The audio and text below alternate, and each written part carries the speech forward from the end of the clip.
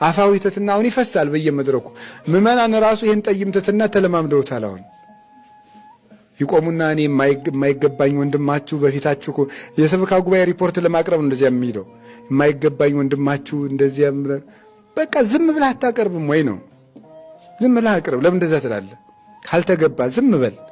እንደዚህ ሆኖ በቃ በእናንተ ጸሎት ምናምን እንደዚህ ሲል ይሄ ነውር ነው አይባልም።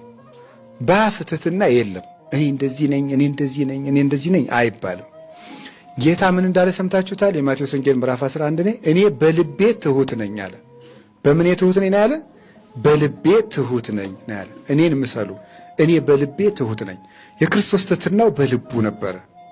አፋዊ ትሕትና ኧረ አይገባም የሚለው እንዴት እንደሚሰለች የውሸት እኮ ነው። ጤና ይስጥልኝ፣ ጤና ይስጥልኝ፣ እዚህ ላይ ሰው ይቀመጡ፣ ኧረ ለእኔ አይገባም። ልብ ርር የሚያደርገው ይሄ ማለት ነው። እግዚአብሔርማ እንዴት እንደሚጠላው እኛን ሲሰለችን።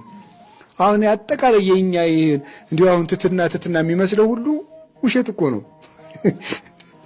ሰው ትዕቢተኛ እንደሆነ የምታውቁት እኔ በጣም ኃጢአተኛ ነኝ፣ እኔ አይገባኝም ይላል። የሆነች ቦታ ላይ ግን ጫን አድርጉት፣ እንደ ኮምፒውተር በተን የሆነች ቦታ ላይ ነካ ስታርጉት ብሎ እንደ ነምር ማበጥ ይጀምራል ማለት ነው። የሁላችሁ ችግሩ እኮ እሱ ላይ ነው። እንደ ነምር እኮ ነው። እንከባበራ ይላል። እንደዛ ነው ማለት የሚጀምረው።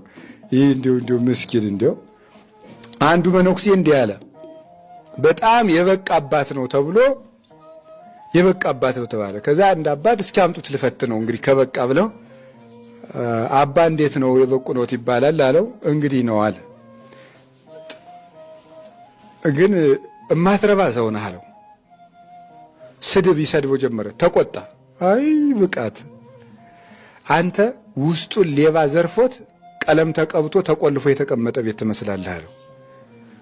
በቅተሃል እየተባልክ ሲሰድቡ የማትችል ከሆነ ገለባ ነህ ማለት ትዕቢተኛ ነህ ማለት ነው። የበቃ ሰው ትሁት ነው። ሲሰድቡት ስድቡ ይገልጸኛል ነው የሚለው።